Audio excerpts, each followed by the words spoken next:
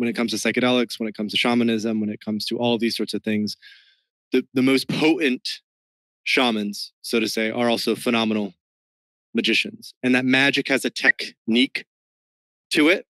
And that although it can't necessarily be measured by double-blind, placebo-controlled research trials, that there are people who can work with magic in significant ways. And, I come from a background of very linear, very rational, very science, very like, this is it. And what I'm learning and opening up through my own psychedelic work, as well as the curriculum that we're even developing with Third Wave, is how do we go from therapist to alchemist, or therapist to a shaman, or even a coach to an alchemist? In other words, the linear rational side of things is important, but what's even more useful is sort of the intuitive, non-linear, non-rational, and the way that we work with that. And that's what often psychedelics open up for folks, is if they've been stuck in that very linear, rational, even an atheistic framework. A lot of people have a high dose of a psychedelic and they come out of that and go, I don't know what just happened, but I will never be the same since, or I have never been the same since.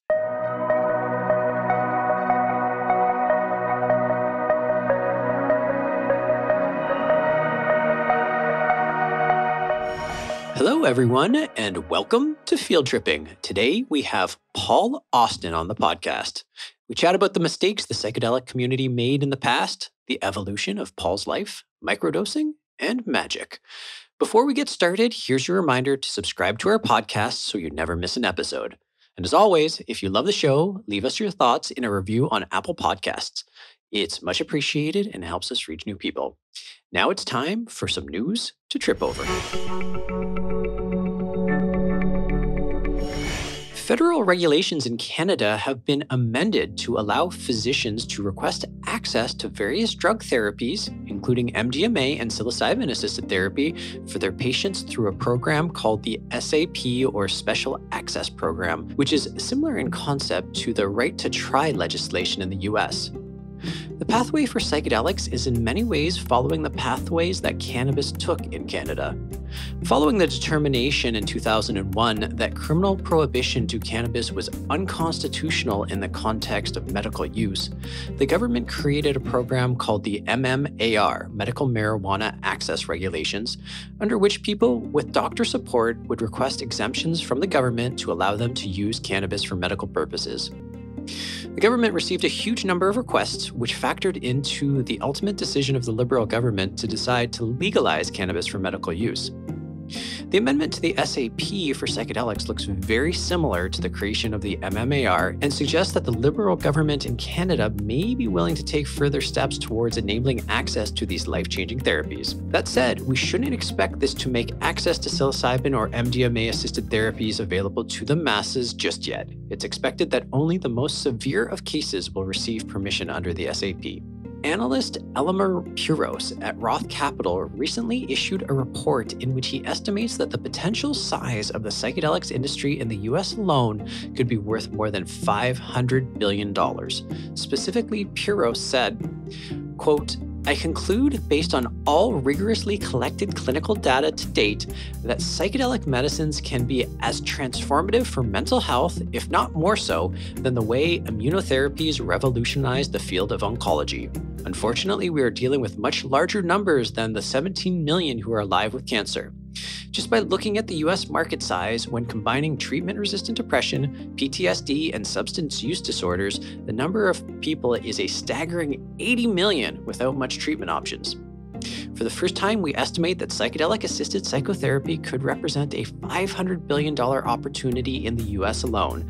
That is 5 times larger than the current oncology market. Additional indications in the rest of the world certainly provides a significant upside to these figures, end quote. This is a significant step.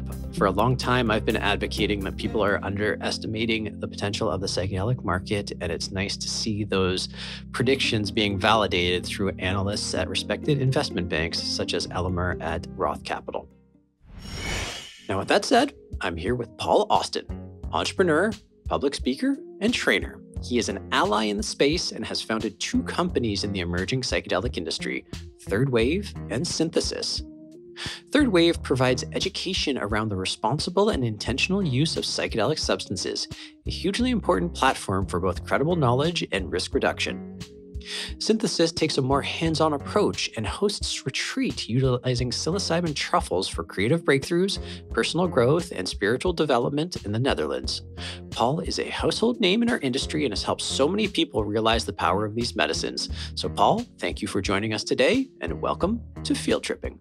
Thank you, Ronan. I've been excited to do this podcast for some time. I'm glad we can finally press record and have an extended combo. We had one a couple of years ago when you were on Third Wave, and now the tables have turned. I'm excited about. Turned, tables have turned. Where are you calling in from? I think I saw somewhere on socials you were in Hawaii recently. Are you still down there? I was there with family for like a 10-day vacation to Oahu. I just moved into a new spot in Miami. Oh, nice. So signed a lease. I'll be here for the next year. So still tropical in that way. It seems like everyone in the psychedelics industry is moving to Miami. Does that seem to be the case? Well, it's become a place. Miami is known as the cocaine capital of the world when we're talking about drugs, like what happened in the 70s and the 80s. So it sort of has that underlying cocaine stimulated energy. And, I lived here for about a year at the very beginning of COVID as well. So I lived here for a year, moved away to the mountains, and now I've come back. Okay. And it's interesting to see how Miami has even transformed in the last few years, where more plant medicine, meditation, breath work. It seems to be a place where people feel free. People feel like they can explore things that are at the cutting edge, like psychedelics, like crypto, like blockchain NFTs, et cetera, et cetera.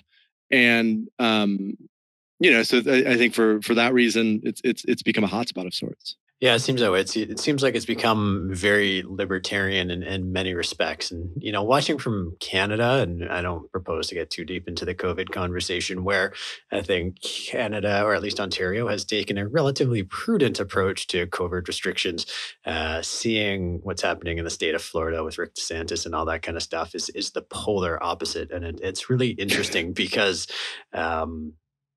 so many psychedelic people are moving, and there's so many things about what's happening that seem on some levels so intensely consistent with a psychedelic ethos, as near as I can tell, and in some ways so inconsistent with a psychedelic ethos. And maybe we should hop into this while we're at it. But it's like, in some ways, the very libertarian freedom, explore your consciousness ethos makes sense. And like, I get why a lot of people in psychedelics would be attracted to that.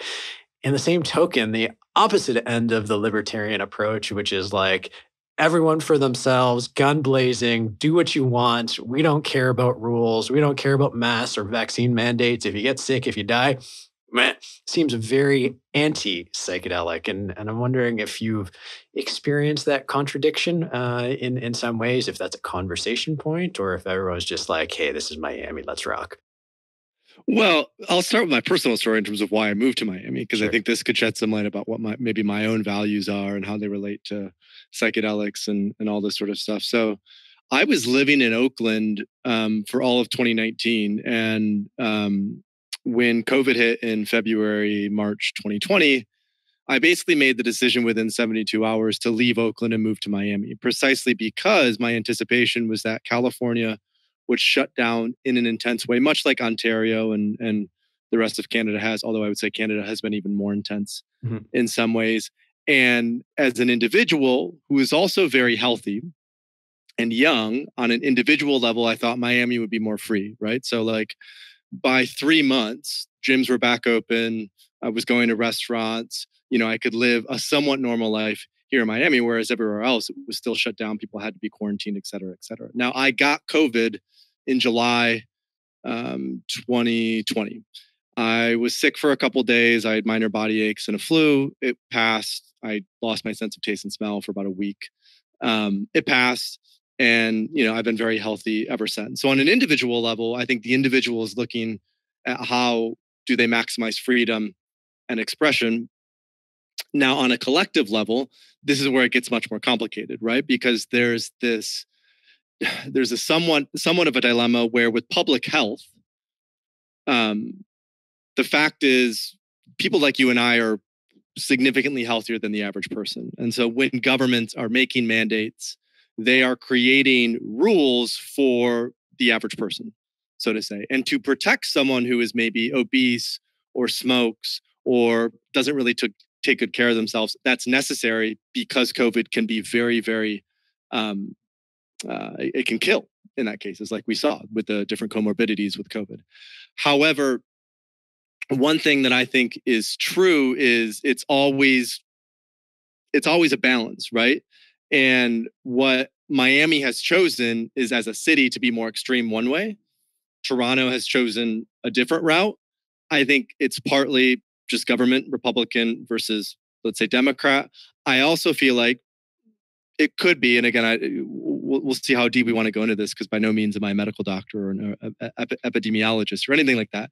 But what we know is vitamin D supplementation, for example, can help with COVID and help with COVID symptoms. Miami gets probably more vitamin D than almost any other city in the United States, for example, certainly more than Toronto. So there's a lot of variables there that, for me, choosing Miami felt right, and but that might not be the case for everyone, so to say.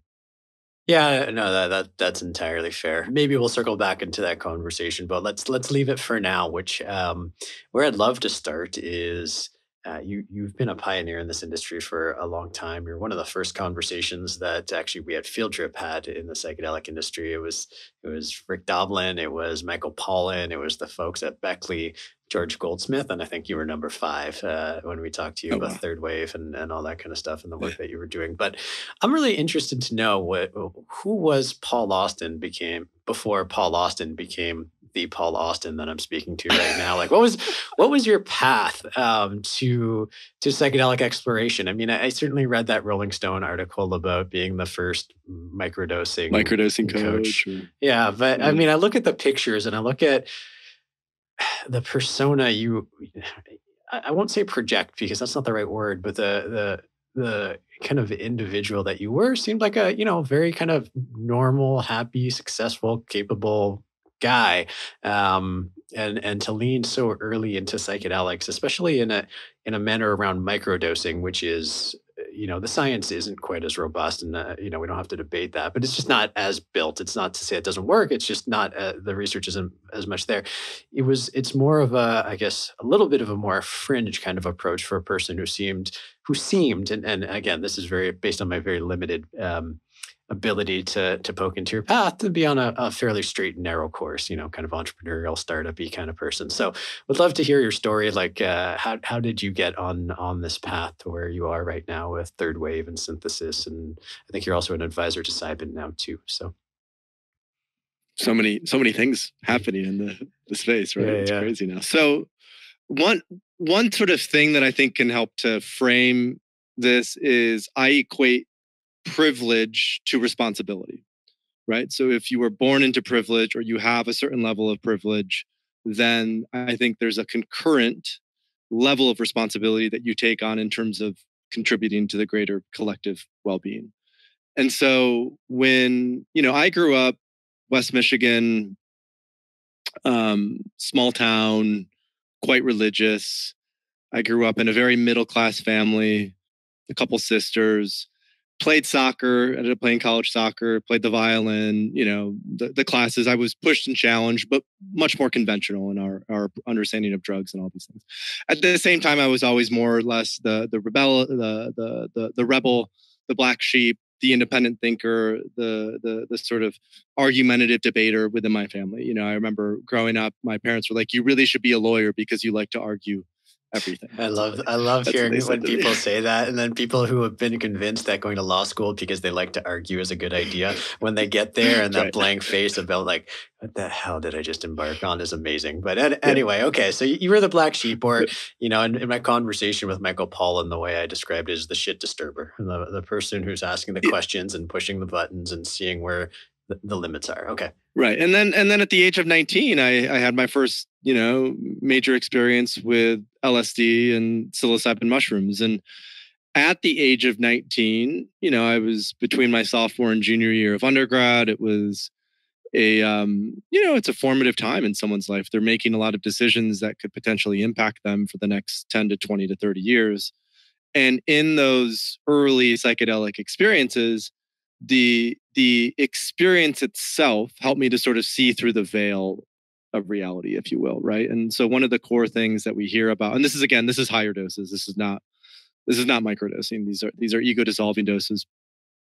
And one of the things that I came away with from that was that death is somewhat of an illusion. Death of the individual ego is an illusion, that the self can never really die.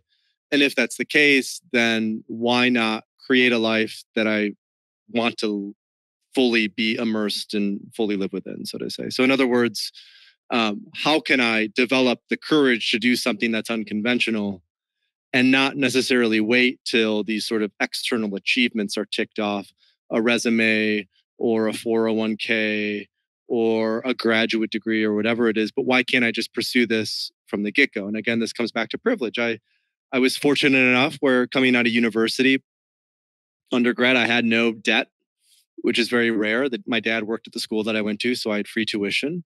I came out, I had traveled internationally throughout college a couple times growing up. When I was 17, I went to Romania. When I was 11, I went to Costa Rica.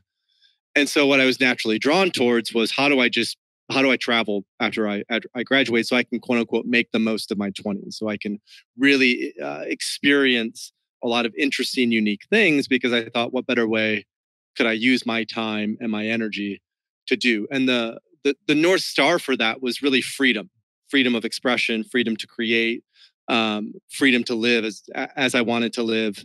And so when I was 21, I moved to Turkey. I taught English in a school in Turkey.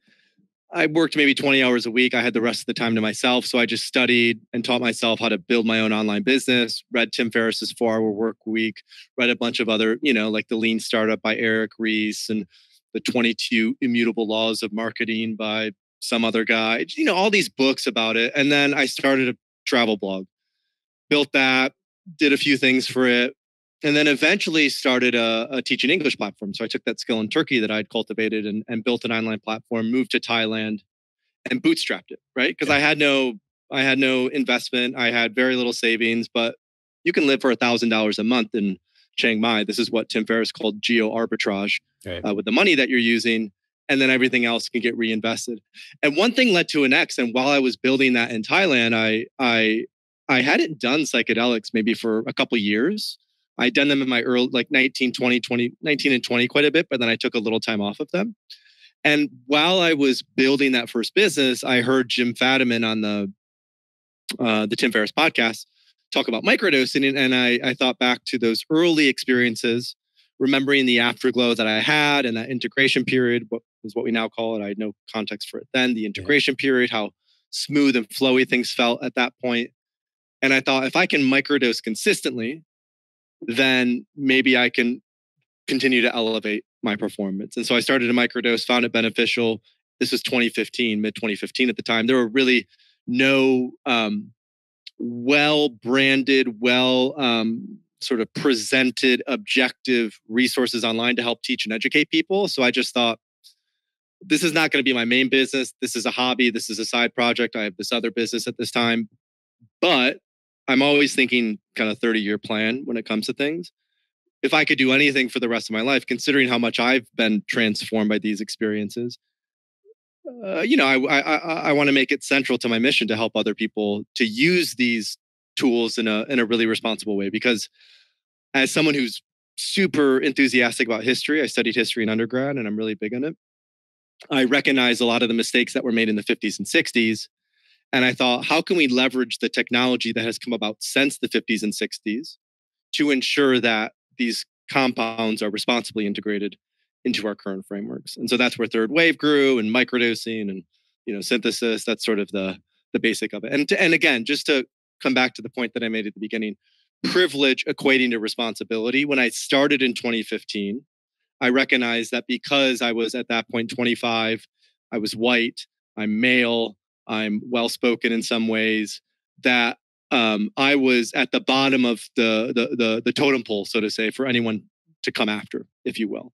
And so I thought, hey, if I can just put my neck out there and put that on the line, I can help a lot of people. And that is sort of the responsibility that I want to take on in helping to do this in a more fringe way, which in some ways has been controversial, which we can get into as we further flesh this out. Cool. No, that's great. Thank you for the background. A couple of questions out of that. Hey, I appreciate the way you speak about privilege and responsibility, which is, by virtue of the fact that you've been fortunate in the genetic lottery, so to speak.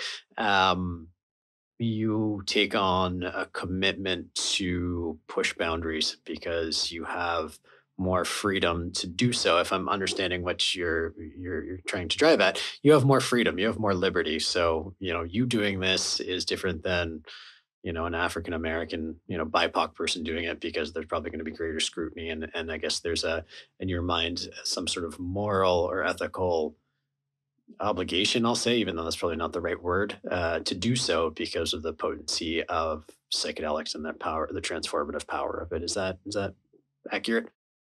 I would say that's accurate. Yeah, we're tracking. What were when you talk about the mistakes of the 50s and 60s and early 70s, how do you articulate what those are?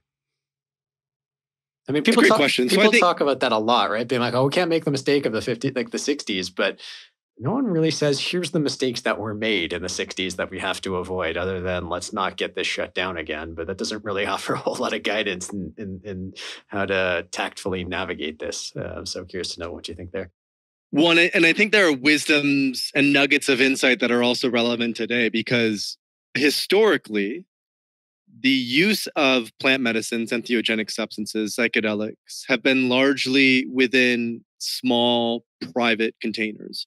So if we look back at the Eleusinian mysteries, if we look even at the use of ayahuasca in the Amazon, if we look at Soma in ancient India, but I think for now, particularly focusing on the mysteries, the greater mysteries that the Greeks participated in, if you participated in them, let's say like Plato and Aristotle did, you could tell no one else about them, right?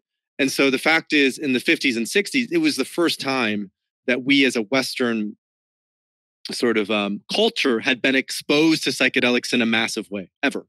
Because even if you track our history from a Western philosophical perspective, right, as Whitehead said, everything in Western philosophy is a footnote to Plato, right? So if you track that, even in the ancient Greek time when they were using this, it wasn't massive and widespread. So what happened in the 50s and 60s is LSD comes on the scene in the mid 40s when Hoffman discovers it. Word starts to get out. So he sends it to hospitals and research institutions so they can work with it. It's looking to be a miracle substance in many ways because of what it can do from a mental health perspective. Over 1,000 clinical papers are published on LSD, but it's kept within the sort of the confines of institutions because, as we know, psychedelics can be so explosive, so chaotic. Now, what happened is you then had, Gordon Watson, as part of this, went down to Mexico, psilocybin, Maria Sabina, front page of Life magazine. Leary and Richard Alport pick up on it, and they say, and Andrew Weil as well, who I know you've had on the podcast, they pick up on it and they say, Andrew Weil didn't say this, but he was part of that initial crew. I want to clarify that at Harvard.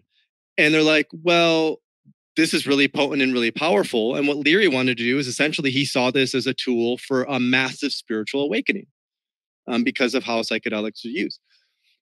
However, LSD is so potent, right? It is one of, if not the most sort of potent psychedelic in terms of microgram level to the overall experience, that dousing our culture in super high doses of acid ended up leading to a massive backlash. So Joan Didion, who recently passed away, wrote about this in Slouching Towards Bethlehem. One of her essays in there talks about how she went out to, San Francisco in the 60s and was hanging out with hippies, and just how, because of the overuse of these things, people just felt vacuous. People felt like they were going nowhere. People felt like there was no orientation, so to say. So because of that, we had a massive backlash. We had a crackdown. It was going fine in institutions, but I think it was explicitly the irresponsible use of massive doses of LSD on a cultural level that were leading a lot of people to simply drop out, as Leary said. And I think that is one thing that I've really always honored and paid attention to in assessing and understanding how this third wave of psychedelics can grow and develop from that. And it's why, in fact, I've led so much with microdosing. And we can, at some point, maybe talk about the research, but I think irrelevant to the research, the framing that potentially low doses of psychedelics, whether it's a microdose or a mini dose, slightly subperceptible or slightly perceptible, the reframing that those, in fact, can be healing and helpful and beneficial is necessary as this sort of starts to go outside the confines of strict regulatory institutions. And so that's always been the frame that I've taken it at. It's what went wrong is we tried to make the leap from clinic to culture in the 50s and 60s. It went sideways. How do we ensure that same leap from clinic to culture is successful this time around? Gotcha. Is there not an argument to be made, though, that the relevant question is not the size of the dose, but rather the implication of responsibility, and I use the word responsibility being the ability to respond, to use it thoughtfully, to use it articulately, to use it productively, and not to abuse it to the point of leaving people vacuous. So is the size of the dose less relevant? And I get it. I mean, certainly it becomes much more palatable if it's a microdose for people who are maybe on the outside of this conversation. Be like, oh, well, it's a subperceptible, but we're not going to have people tripping and jumping off buildings and being the golden bull and all that kind of stuff.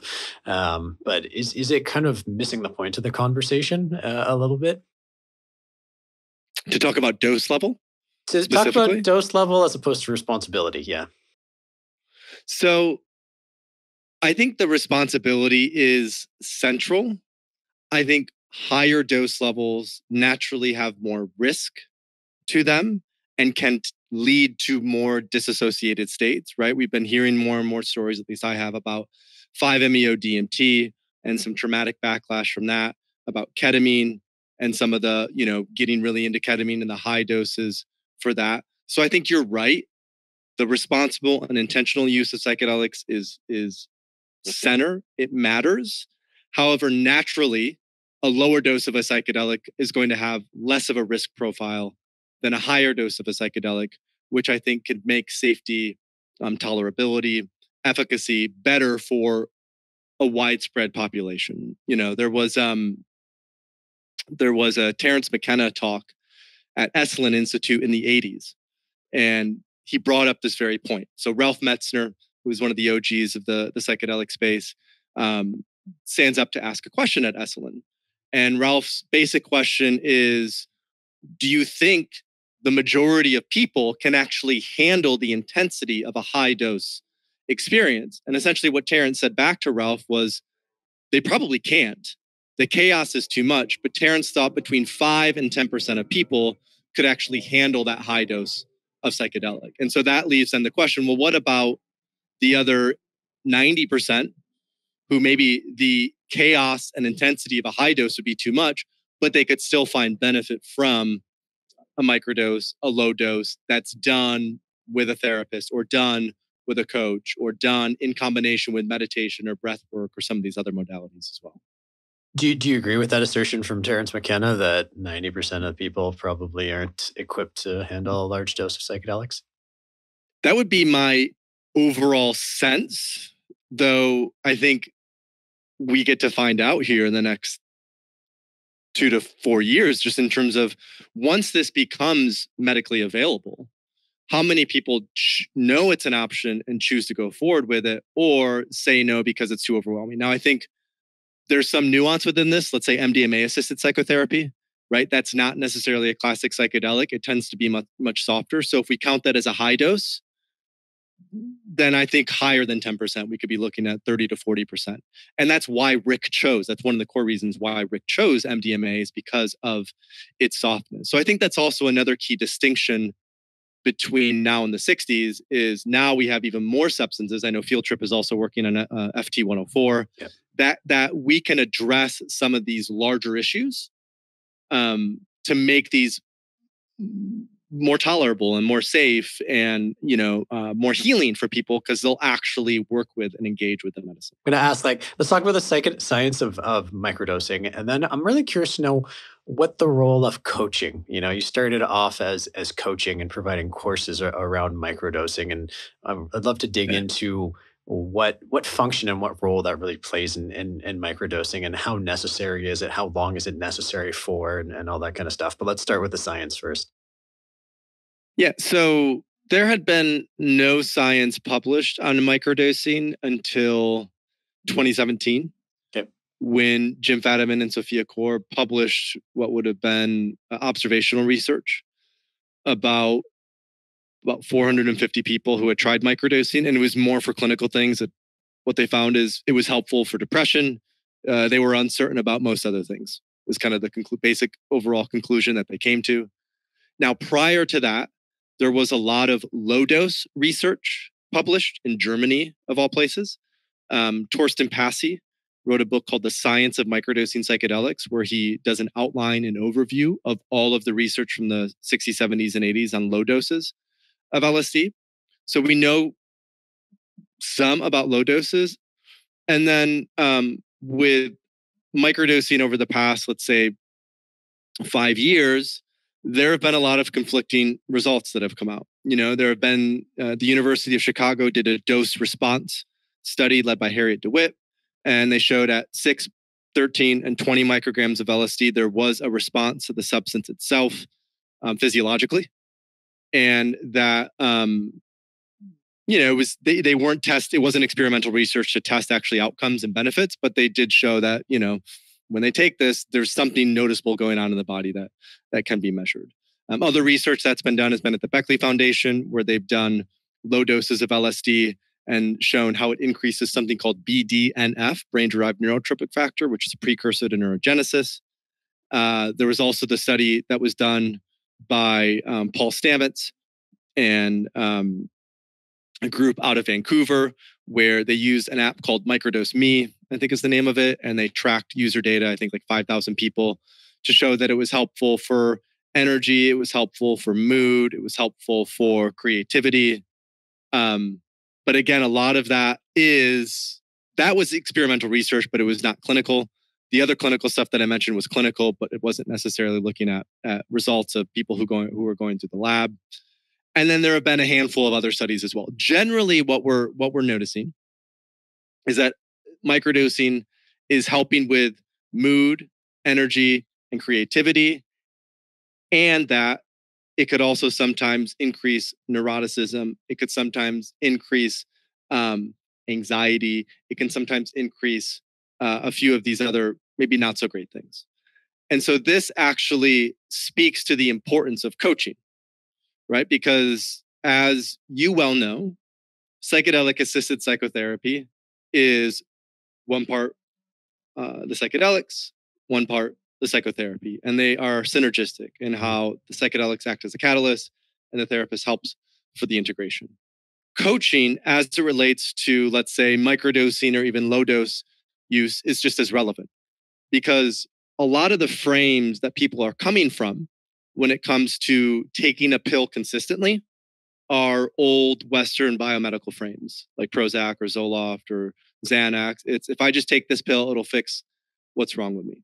What we know about psychedelics is psychedelics bring up into awareness what needs to be addressed, but the individual still has to be responsible for integrating practices that help to improve overall well-being on a long-term basis.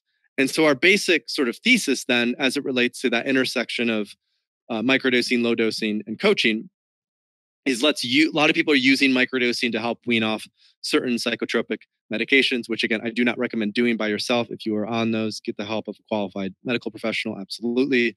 A lot of people are using microdosing to get into flow, to be more creative, et cetera, et cetera.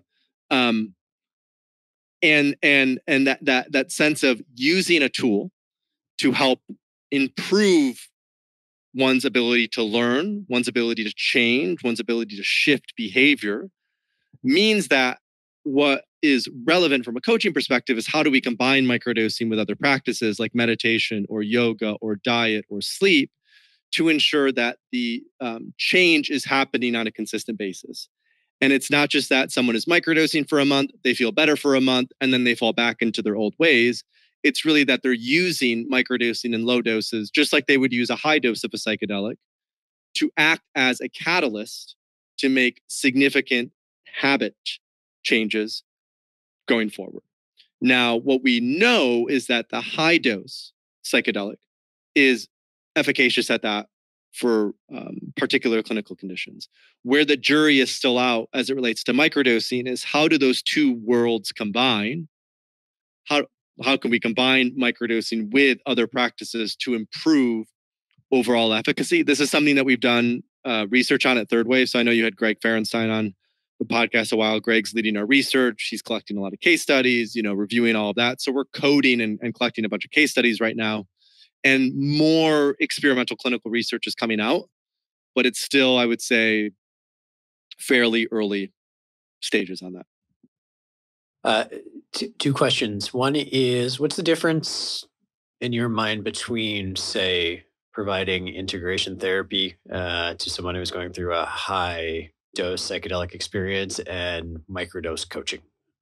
And then the second question I have is, have you looked at conducting a study just comparing microdosing versus microdosing with coaching to see the therapeutic outcomes? I mean, I think the more relevant one would be microdosing plus coaching versus just regular coaching to see the therapeutic outcome differentials. So two questions there. Well, I would almost see it like a Venn diagram, so to say, right? Where there's an overlap there. So obviously, with what you are doing at Field Trip, the integration therapy cannot include microdosing that's provided by Field Trip, at least not yet. Correct. Right? Because that is not legally feasible in almost every jurisdiction. The exception to that may be the Netherlands location that you have. Yep. So right now, just in terms of integration therapy, the therapists are limited with the tools that they can use to help with that integration process. However, with microdosing becoming more available as, decrim explodes and as state-by-state legalization explodes and as FDA approval takes place, there will be more integration therapists who choose to legally weave microdosing in to their practice with the client. This is already happening underground extensively, but again, legally above ground, it's still in its early stages. Now, the other difference could be clarifying what is the difference between a coach and a therapist, right? Because that's also another distinction where an integration therapist within a psychedelic assisted psychotherapy container is almost always helping the client to heal their past, so to say. Maybe they have treatment resistant depression, or they have PTSD, or they have an issue with addiction. I know this isn't across the board. There are also people who are doing this that are looking to perform better. But generally, therapy is how do we dig into the subconscious and the unconscious? How do we pull out old stories and narratives, old traumas, use psychedelics as a catharsis to bring those forward, and then integrate those so that you can become a more whole and healed person. So essentially, therapy is how do you help someone go from below baseline to baseline? And the role of coaching is more so, how do you help someone go from baseline to an even higher level of performance? And that's where the creative orientation comes into play, right? When you're a therapist, you're not usually pushing your client to achieve more, to envision that future reality. You're usually helping them to process what's happened to them in the past. But as you and I both know, with coaching that we've received, a coach is there to help push you past what you thought was previously possible. And a huge part of that is our ability to shift and learn and change, right? To get the ego out of the way and the resistance that the ego has, the identity, so to say, the personality has to change to minimize that and to allow ourselves to flow in a much more fluid way. And so what microdosing can help within that, let's say, creative orientation and higher doses of psychedelics as well. This isn't just limited to microdosing. It can really help someone to accelerate their outcome, right? Like the way that I work with clients, or the way that I'm worked with, is when you're coaching someone or getting coached, it's really important to clarify and get very clear on the vision and the North Star that you're stepping into. In other words, what is it you want to create 1 year from now, 3 years from now, 5 years from now? This could be from a business perspective with the CEO. It could also just be for your own life. And then once you're rooted in that future reality, what is your current reality? And what's the discrepancy between the two? And then we ask, how can psychedelics as the tool help to accelerate the goal of creation or manifestation? Gotcha. Okay, perfect. No, that helps clarify. Um, Going back to the science for a second, I think I saw on Twitter one of the probably more I'll say reputable. It's not the right word, but like the more probably recognized studies on microdosing, or at least a commentator was Robin Carhart Harris, who came out and basically said their study found that there was no effective difference between placebo and microdosing. And I think I saw on Twitter you had expressed some thoughts about how the science is conducted, at least, or the lens through which the studies are conducted. And just curious to know your thoughts on that and how you would respond to Robin if I was Robin sitting here about that particular study as opposed to Ronan. Ronan, Robin, Ronan. We'll mix it up for you. All these R's. Yeah, I know. Right? All these R's. This is a great question. So there was a research paper that was published in early 2021, I believe, out of Imperial, that was led by David Erritzoe and Balazs, where they did a self-blinded study with microdosers in the wild, so to say. And what they found is in that study that there was no significant difference between microdosers and non-microdosers as it related to X, Y, and Z. Now, we looked into that research, and what we found is, which is true for most, let's say, clinical research or even experimental research like this, there was also no additional sort of support provided to microdosers. And so that essentially taught us what we already know, which is also true with psychedelics to a large degree, higher doses of psychedelics, that if you just take the medicine, take the substance, take the pill, but don't actually fundamentally change anything about who you are, your habits, your sleep, your diet, these sorts of things, then nothing significant is going to change. So it's essentially like, what if we had done all that research with high doses of psychedelics, but we didn't give you a therapist or a coach or anyone to support you? We just said, take a bunch of psychedelics and then let us know how you feel in 6 months. Right. That was basically how the research study, both of them that were set up, the one in March, and then also the recent one that Robin was commenting on, which I think came from Enzo Tagliagucci. I don't know how to pronounce his last name, who was in the lab, who was looking at microdoses of psilocybin. And this is the issue with pure clinical research in a laboratory format, is the research cannot be interdisciplinary because as a result of them focusing on clinical research, they have to minimize as much variance as possible. Yeah. So they have to explicitly and only look at the microdose itself. None of these studies are being set up where it's you're microdosing with the help of a coach who is coaching you and guiding you through this. So in a way, it's an unfair parallel to make to the high dose studies, because in the high dose studies, all of them include a psychotherapist and support in that way. And everyone who is prominent in the high dose space says explicitly, if there wasn't therapy involved with this, it likely wouldn't be near as efficacious. Okay. And so I think that's a lot of what I was speaking to is let's look at how people are doing microdosing when they're combining it with other practices like meditation, yoga, improvements to sleep, et cetera, et cetera.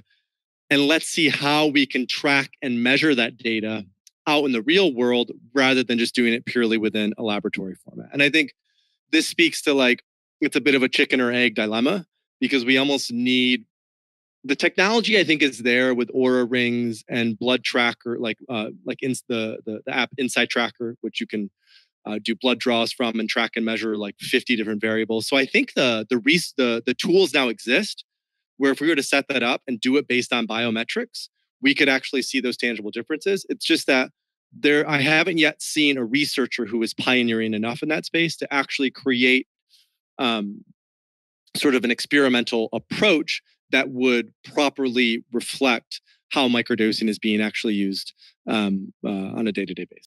Yeah, no, I think that's a fair comment actually on all psychedelic research, which is we're looking at and using objective questionnaires as the measures for improvements. But we're getting to a point, I think we're getting close, where there are biometrics. It's like, I think you're wearing an Oura ring right there. I have a Whoop strap on. I'll say, and this is advice for everybody listening, over the last couple of weeks, I've started taking 3 milligrams of melatonin each night when I go to sleep, and my HRV has skyrocketed. It's really remarkable. Wow. So a little piece of advice for anybody that look at melatonin as a sleep aid. It does wonders, certainly for me. And I agree with you overall. And this is one of the sort of moral dilemmas that I kind of come back to, which is, there's a very real possibility that the success of psychedelics is placebo. Even our chief science officer, Dr. Nathan Bryson's like, it may all be placebo and it's going to be hard to parse out. And then you come back to the question of like, well, who cares? If people are getting better, does it matter that it's placebo? Is that such a bad thing? And on a purely scientific basis, it is, because we haven't necessarily parsed out what the mechanism of action is. But on a humanitarian basis, who gives a fuck, right? To be quite honest, it's like, it's working. Just because we don't understand why it's working doesn't necessarily detract from the fact that it's working. And so there's always going to be that fundamental tension between clinical research as being the precursor to acceptance, when clinical research is by definition going to be limited to trying to parse the answer as opposed to achieve the outcomes. And I think that's kind of what you're getting at with how you talk about those studies with microdosing. Well, I think, and to add to that, when Prozac first came out in the early 80s, it was way more efficacious than it is now. And now 30 years, or I think 40 years down the road, what we're discovering is Prozac and Zoloft are actually no more effective than a placebo, turns out. Yeah. And so there's also I forget what the precise term is, but there's a way in which when new medicines are introduced, they tend to have a higher level of efficacy initially than when they're being used on a widespread basis 20 years from now. So I think that'll be a big indicator to watch out for, is what is the performance of psychedelics now compared to maybe 20 years from now. And I think, like what you're doing with Field Trip and many other organizations in the space are doing, how can we create more specific molecules, so to say, so we can actually continue to iterate on and improve the overall efficacy? Because although we could say, yeah, these are just placebo, right? Groff called them non-specific amplifiers. They're just amplifying what's already there, amplifying the power of the mind, et cetera, et cetera. We also know that psychedelics are anti-inflammatory, right? Research published out of 2018, Charles Nichols, LSU, psychedelics as anti-inflammatory agents. We know inflammation is tied to depression, addiction, many other things. We know gut health matters most. So we also know psychedelics they can help facilitate neurogenesis at higher doses. We've done brain studies and brain imaging with that. So there is a sense of, certainly part of this is placebo. Certainly the efficacy might wane over time. And we're seeing hard sort of physiological markers that these are doing more than just sort of impacting the psyche. Totally. Yeah, 100%. Switching topics for a second, I think one of the things that I find so interesting about you, Paul, is that of the kind of recognized leaders in the psychedelic space right now, you're one of the younger ones, and you've I guess have much more of a presence on social media than, I guess Rick Doblin has a massive following on Twitter on that stuff, but he hasn't lived his life on social media. So to get the story of Rick Doblin, I just saw a picture of Rick from the 1980s and I was like, holy crap, that's Rick. But you've had your life and you've put it out on social media. So as I was scrolling through your Instagram, I kind of noticed that, at least in your Instagram, who Paul Austin is has evolved over time, and what you talk about and how you present and what you're interested in, what pictures you present has changed. And I'm curious to know, how have you witnessed yourself changing? I mean, I think that's one of the things that's really interesting about people in the psychedelic space, is that they're highly conscious of their own consciousness. And I suspect you are as well. So curious to know how you've, if you scrolled through your Instagram right now and looked at the evolution of pictures, what's shifted in you? I have way better hair. I'm jealous of that. Yeah. I'm teasing. So we're teaching, we're doing a coaching training program now. So we're training coaches to be able to go out and work with clients. And we had a lecture today. And one thing that I mentioned in that lecture is that even if a client is coming in to work with you as a coach and they say, hey, I'm all about leadership, I'm all about performance, I'm all about getting to that next level. If they've never worked with psychedelics or they haven't done a lot of awareness practice, chances are there's going to be some initial healing to move through from trauma, from repressed emotion, from things like that. And I think that was always the case with me. I've never been clinically diagnosed with anything. I've never been on any sort of pharmaceutical medication. I don't have any major sort of significant traumas. I will say, however, I have family who are on certain psychotropic medications. They've just chose to deal with life differently than I have. And there's no judgment in that. It's a bit of a different approach. And so and I think that's largely because I found psychedelics when I was 19. And those experiences that I had with early psychedelics were so healing and helpful that I thought these are the tools that I need in my back pocket, along with diet and meditation and all this other stuff, to really help me to feel better about myself. Because when I was 19 and 20, I had so much shame around who I was. The culture that I grew up in West Michigan was even more conventional, like super Midwest conventional. I was perceived to be sort of out there and weird and different. And I always internalized that as something was wrong with me. Yeah. Right.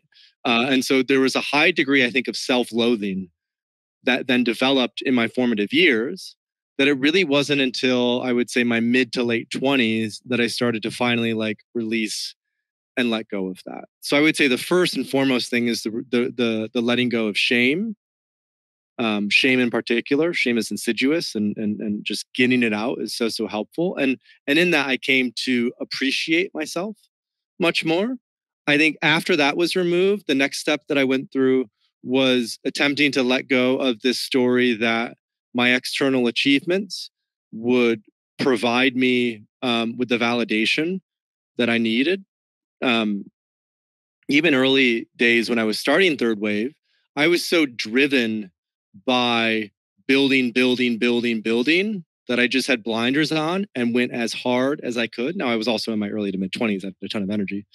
Now you're and went as old hard and and as fast as I could. Yeah, right.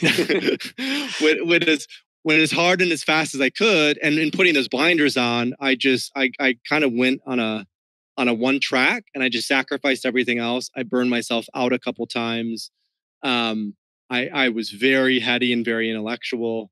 And I think over the past, really since I started working with ayahuasca about 4 years ago, I've slowed down. I've taken less on. I've been less busy.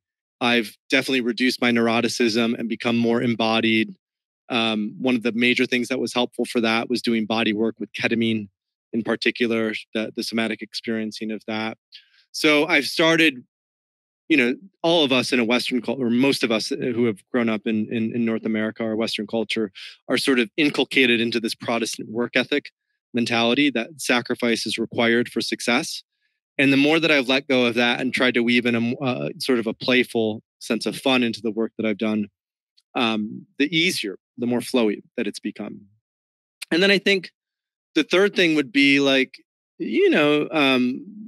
leadership and, the interpersonal relationships. I've been running my own businesses now for 7.5 years. There have been some ups and downs. I had a point when I was running Third Wave where almost our entire team quit. This was I don't talk about this publicly that often, but why the hell not? This was appreciate that. This was at the apex of the Me Too movement and cancel culture, and we were going to host an event with a controversial author and blah blah blah blah blah. That was sort of the whatever that broke the camel's back. The needle that straw. I forget. The straw that broke the straw that broke the camel's back. But the truth was, for the first few years that I was running Third Wave, I didn't show up really strong in a leadership way. I wasn't as communicative or appreciative as I needed to be, or I wasn't as in integrity as I wanted to be. And so that was also a huge learning process in a leadership framework, is really learning the hard way how I had to grow and develop as a leader. Because by that point in time, I was already a public figure. And so maybe about a year and a half after that, once all the dust settled and we had started to rebuild in a significant way, I brought in an executive coach, very high level, and she was significant in helping me to further coach me through leadership development and leadership abilities. So there's still a lot. Like now when I look at myself in terms of awareness, there's, I struggle at times with cannabis, too much cannabis. as a way to numb. I don't always process anger and sadness all that well. So I recently had a 5-MeO DMT experience, which is Bufo alvarius, the toad, and essentially had a bunch of anger that just released through that, where I was like, where the hell did that come from? So there's still things that that are repressed emotions that aren't fully out. But I would say, just to sort of put a cap on this, I'm more embodied. I have a lot less shame about who I am. And the level of depth and presence that I've cultivated in terms of how I listen and show up for people, especially in a leadership capacity, has significantly evolved. Cool. Thank you for sharing that. I appreciate the vulnerability in it, and a lot of that story resonates with me. Right now, focused on esteem and esteem building. Done a lot of the shame work. Now the esteem building. That's the hard part, because I realize that that goes a long way down. I have so many questions. I don't know why, but I want to poke through your socials and just pick up some of these. And I don't know if you listen to Field Tripping at all, and no judgment if you don't, but we had Michael Pollan on just before the end of the year, which was amazing. Mm-hmm. And what preparing that conversation did for me is really kind of synthesize what I want to achieve through Field Tripping, which is to help people see the world through the lens of other eyes, right? So understand what it's like to be in the head of Michael Pollan and see the world through the eyes of Michael Pollan. So that episode was actually called "Your Mind on Michael Pollan" as a nod to his latest book, right? And so this, in many respects, is supposed to be your mind on Paul Austin. And so your socials are like a great source of finding those things that are interesting, or subjects that are provocative. So Here's one. On January 2nd, you tweeted, "How much woke could a woke chuck if a woke chuck could chuck woke?" Can you parse that? And that's I think in many levels I agree with the sentiment underlying that, which is, the woke movement has a lot of value, but it's got a lot of problems as well. And it's pointed in the right direction, even if maybe the techniques underlying it, and maybe even the fundamental thesis of what drives it, is problematic. But I would never put that out there, because I feel like you'd just be ambushed by people who would not accept that. So do you want to elaborate on that, or do you want to move off that topic and just forget it? Because there's other things that are probably less controversial. Oh, no, I love it. This is gold, Ronan. I commend you for your podcast preparation. This is phenomenal. I've never had someone who has gone live with me to talk through some of the ridiculous tweets that I've put out into the world. So that one was, I was with a good friend in LA end of this year, and we were talking about t-shirt ideas. Okay. And his t-shirt idea was to put that on a t-shirt with a little woodchuck.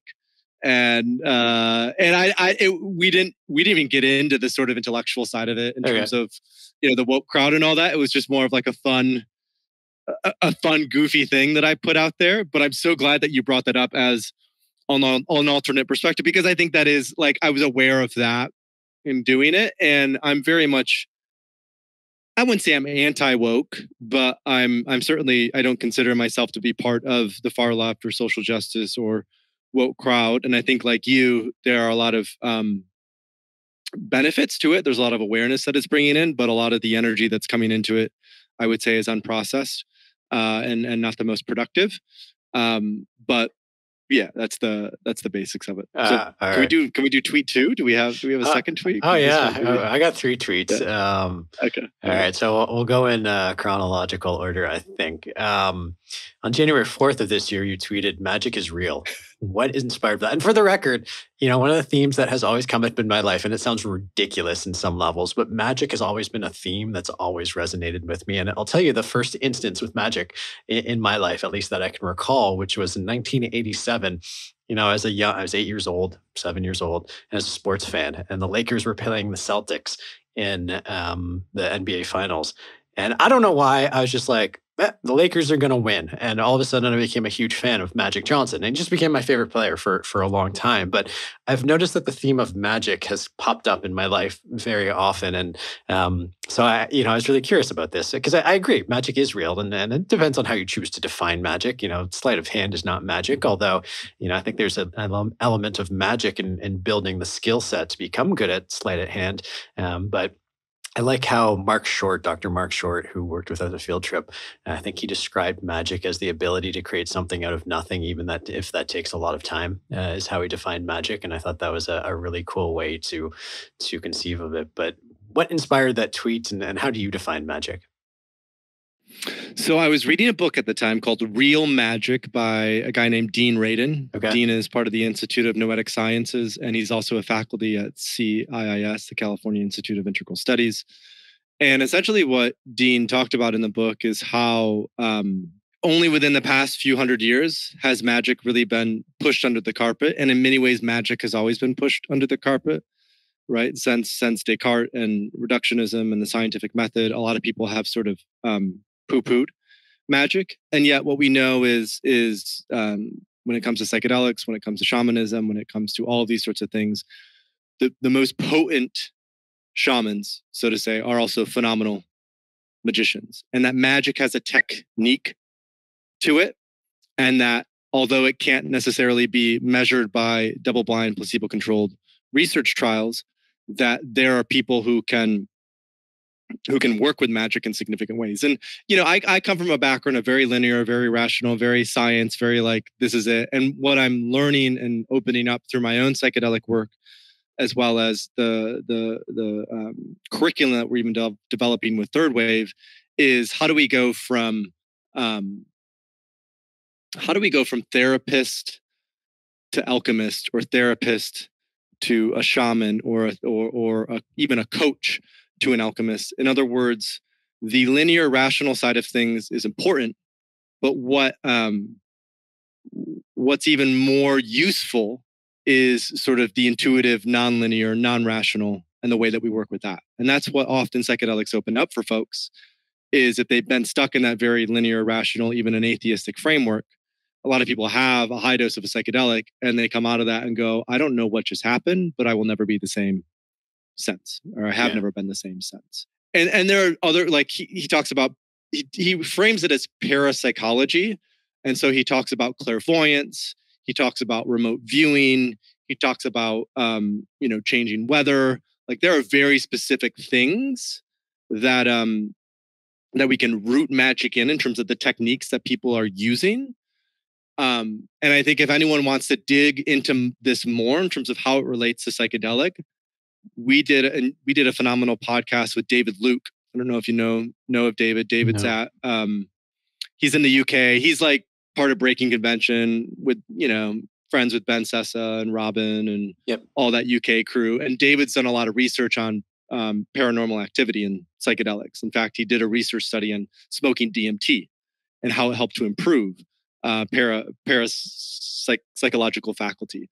So the jury's still out, obviously, on that, but I think it's a fun thing to explore and work with. I think it's awesome. Thank you for sharing that. So David Luke is someone I'll look into, and the book was Real Magic. Oh, sorry, who wrote that? Real Magic by Dean Radin, Radin.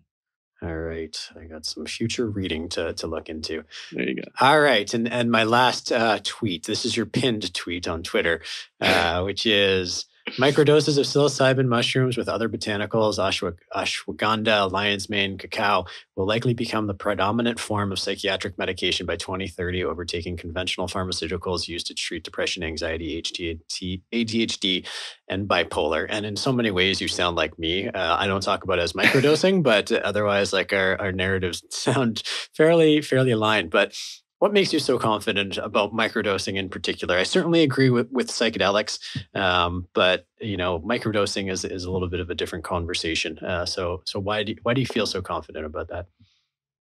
So my sense is that this even kind of ties back into our conversation earlier, right? When we were talking about the Terence McKenna quote, the 5 to 10%, how only a certain subsegment of people might be willing to go with complete ego dissolution and ego death, and others just might want to work with, a tool or a pill or a substance that helps to manage the symptoms and eventually cure it. And my sense of, let's say, a Prozac or a Zoloft or some of these other conventional medications is that it's clear that they're on the way out from where I'm sitting. It's when it comes to mental health and whatnot, it's clear that psychedelics and other tools that help to facilitate catharsis, to help to facilitate going into the subconscious and the unconscious, these will become more efficacious and thus more widely used. And that people will still want pills and supplementation to take on a consistent basis. They just will prefer to take plant medicines and botanicals rather than synthetic drugs that are sold by pharmaceutical companies, which this kind of even goes back to the very beginning of our conversation with COVID, which we don't need to get too deep into. But pharmaceutical companies haven't really been the most trustworthy of companies. Let's look at the opioid epidemic, and let's look at many other things as it relates to how they've generated for-profit. Health Canada and Europe is different. This is a very American, USA-centric sort of development, I know. And my sense is that distrust around pharmaceutical corporations will just continue to accelerate and grow. And that more and more people, instead of putting synthetic molecules in their systems and drugs, are going to instead lean more towards plant medicines as a general way of working, because they whether or not they're fully correct, there's a growing perception that natural is more healthy than synthetic. And again, there's nuance within that. That's definitely not true across the board. You could look at plenty of plants that if you eat them will kill you instantly, like mushrooms. And you can look at plenty of synthetics like MDMA that are incredibly helpful. But my feeling, intuition is that this sense of developing a relationship with the earth, with the land, with the food, with what we're putting into our body, that is growing. And that microdoses with other botanicals, people will look to that as a much better option than Prozac and Zoloft and all these other things. That was the general frame that I was thinking about it from. You sound like a goddamn hippie, and I like it. All right. One final question. Actually, I'll ask two final questions. One is talking about a microdosing stack or your supplementation stack. What do you take on a daily basis these days? And then my second question, just because I'm in the vein of asking two questions at once today, is there anything we haven't touched on that you'd really like to talk about? I know you are a public figure and you have a very active and important voice in this emerging space. And so if there's any kind of topics that you think need to be addressed or raised, or like at least start the conversation, this is a great opportunity to do so. Okay. I have a couple things on that. I have a fun last point to land on, which I think would be good food for thought and fodder. So the first one, in terms of my current stacks, I haven't microdosed in maybe, I don't know, a month and a half to two consistently. My current supplementation regimen, I take seed as a prebiotic, probiotic. I take Qualia. I'm currently experimenting with Qualia from Neurohacker Collective. They have Qualia Mind, Qualia Life, and Qualia Night. So I'm working with that. I take ancestral supplements, so desiccated organ meats as a supplementation. I will also take athletic greens, and I think that's at this point, that's about it in terms of supplementation. When I am doing stacks, the one that I found that I love most, it's a stack that combines golden teachers, which is a type of psilocybin mushroom, with a lion's mane extract, a chaga extract, 5-HTP, and something called Shilajit, which awesome. is this sort of volcanic black thing. It's Shilajit.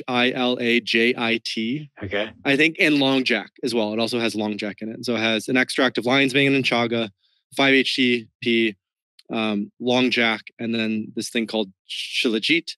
And if I'm microdosing, I'm at the most taking it 3 times a week. I'm never doing 2 days in a row. I'm always taking a day off in between.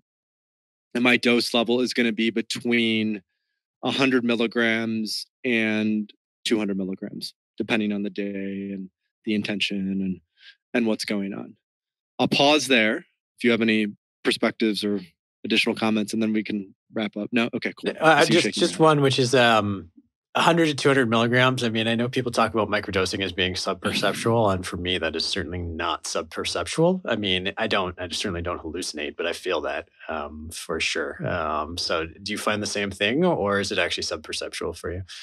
At 100 milligrams, it's subperceptible. At 200 milligrams, it starts to sort of creep its way up into perceptibility. Yeah. Okay. And noticing there's no significant changes in visual or auditory, meaning I can navigate my day as I need to. And that's the thing that we didn't really get into in this podcast, but I'm sure you've covered on others, is even the definition of microdosing is tricky to fully land on, right? Because 100 milligrams for you is going to be different than 100 milligrams for me, for someone else, et cetera, et cetera. Yeah, absolutely. And then I think the final point, which is a great consideration for our listeners, is just a comment on how the emerging space is growing and developing. And what I think, as with my entrepreneur hat on, where I feel like there is value to be created in the psychedelic ecosystem, and how that value tracks with larger systemic developments that are non-psychedelic. Okay. All right. So, and I'll take a little bit of time, but it's not going to get too crazy. So there's this concept called attractor points, right? Like attractor points. And these are future things that are pulling our current world towards them. So as an example of this, just to help ground it a little bit more, when Bill Gates and Steve Jobs started Microsoft and Apple respectively, the reason that they were such incredible entrepreneurs is because they had a prescient intuition about this future attractor point of digitization. When they were starting Apple and Microsoft, there wasn't much digital stuff. We were still largely analog. They saw, though, that the future of society would be mass, widespread digitization. And for that reason, the products that they were creating, respectively, would flourish as a result of that digitization that would take place, in the 90s and 2000s, the internet, the computer, et cetera, et cetera. What I think every entrepreneur in the psychedelic space, or more broadly speaking, should be aware of as a future attractor point are what I would say three things. And these three things are relatively interconnected, as we're learning and discovering that all things are interconnected. One is open source. So Elon Musk, when asked about the patents that he's inventing for Tesla, said we had to do this now, right? So create these patents in the future. Tesla is now a very successful company. He's now open sourced almost all of the patents because he says the sooner this technology can be adopted, the quicker that we can address the systemic issues that we're faced with, largely climate change. So Elon, as an innovator and entrepreneur, has taken, because of his privilege, that responsibility on of being incredibly innovative and then open sourcing the patents that Tesla has invented in order to accelerate the pace at which everything else is happening. And I think that is a prescient teaching point for the psychedelic space in its current format. I'll just leave it at that. The second thing is decentralization, right? So if we're tracking the nation state and the development of the nation state, we've sort of reached peak centralization. And the systems that we create going forward will be much more decentralized. Now we can use buzzy words like blockchain and NFTs and mycelial networks and all that. But the truth is, we're even seeing how this is developing in the psychedelic space, where decriminalization and state-by-state legalization is clearly going to outpace FDA approval. So the FDA approval is the centralized approach. It's nation states. It's the old industrial way of doing things. With this new information age that we've been stepping into, there's a relocalization of power or decentralization of power. And I think that's really important to be mindful of going forward. And then I think the third attractor point is community first, right? Community first, because in the past, we've always chosen our work. We've chosen in many ways the people that we spend time with. We've chosen our mission or our purpose based on a metric, which is often money. If I get this job, I'm going to make this income. I'm going to get this credential. I'm going to climb this ladder. And these, I would say, material-driven instincts, this materialistic instinct is sort of evolving into something that I would call post-material. And what people are discovering is that existential wealth is much more fulfilling and nourishing than strict financial or abstract wealth. And that the businesses and initiatives that can facilitate community, that can facilitate a coming together, that can create a really compelling mission for people to get around, that community will also be the business. And that business may also be where people have families. And that family may also be, how people and kids are educated. So in other words, the future of business is not this sort of superficial bifurcation. I'm at work, I'm this person, and at home, I'm this person. I see the future of where this is going is community focused, right? Where we can integrate all elements and aspects of who we are into a cohesive way of being. And that way there's full alignment in our entire self. There's one guy who I love his work specifically on this. His name is Balaji. I can never pronounce his last name. Maybe you've seen some stuff with him. But he's talked about this concept of the networked state. And what will come after the nation state is the networked state. And that those networked states will be non-contiguous, meaning you could have 20 acres in Russia, 50 acres in America, 40 acres in Argentina. It's run on a certain cryptocurrency. You can have founders, you can have participants, right? And so what I see as the future is people are going to have more and more choice over their sovereignty. They're going to have more and more choice over where they choose to live, who they choose to live with, how they choose to interact with, what work they choose to do. And ideally, at some point, that will be less, it's already happening, but that will be less and less driven by financial gain and more driven by what do I find meaningful? What do I find fulfilling? What do I find to be something that I would want to spend the rest of my life helping to build and contribute to? So you're talking about the kibbutsification of the future with some crypto. Is basically what we're talking about. Yeah. No, I wrote it. I think you're right. I think a lot of those points, like I'm a big believer. The third point we may not agree on, but in my mind, the biggest social and cultural drivers of the next 50 years are going to be crypto, psychedelics, and probably mRNA medicines. I think they're going to fundamentally shift just about every aspect of our current life. And there's a lot of things that I agree with you in that. But that is a much deeper conversation that we have time for. So we'll leave it on that provoking thought, and we'll circle back and let's pick up that conversation at some point in the future. So in the meantime, Paul, thank you so much for coming on. It's been a great conversation. I really appreciated your openness and your thoughtfulness around this, and looking forward to continuing to work together to craft this industry and hopefully set the path forward. I was struck by a thought the other day that Winston Churchill said, "History will be kind to me because I intend to write it." My thought was, I don't care what history will say about me, for I intend to write the future. It was kind of the thought that came up, and I have a feeling that's kind of your world view as well. So it will be fun to be on this path together. So thanks again for coming on, and we'll look forward to continuing the conversation.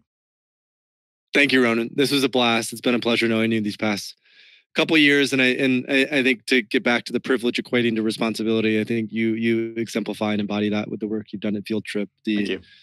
Level of, not only investment that you've been able to raise and the great PR, but all the many people that you're helping through your now clinics and all the trials. So it's going to be a fun next few years is what I anticipate. It sure will.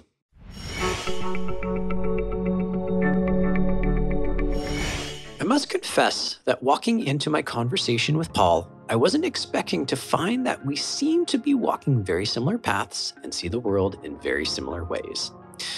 The thing that stuck with me most, though, was how Paul thinks about privilege and responsibility.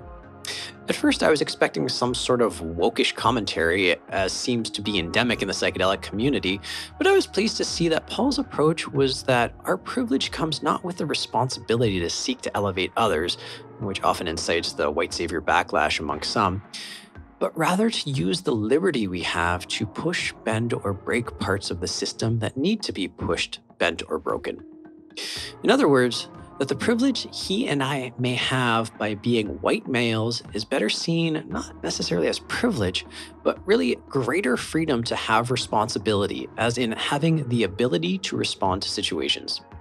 I'd never conceived of it that way, but it makes a lot of sense. As Tom Robbins said, in times of widespread chaos and confusion, it has been the duty of more advanced human beings, artists, scientists, clowns, and philosophers to create order.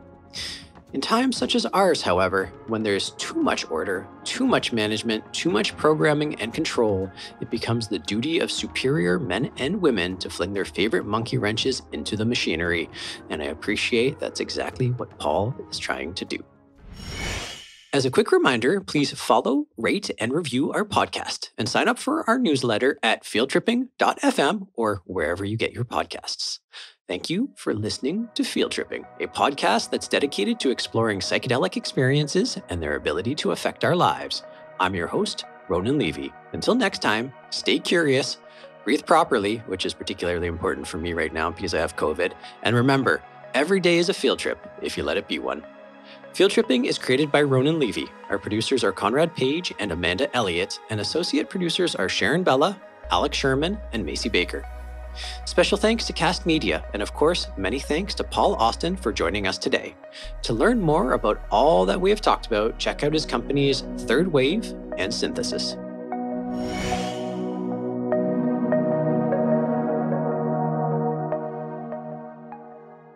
Thanks for tuning in, everyone. Click the subscribe button to my left to never miss a release, and click here to check out past episodes. See you next week.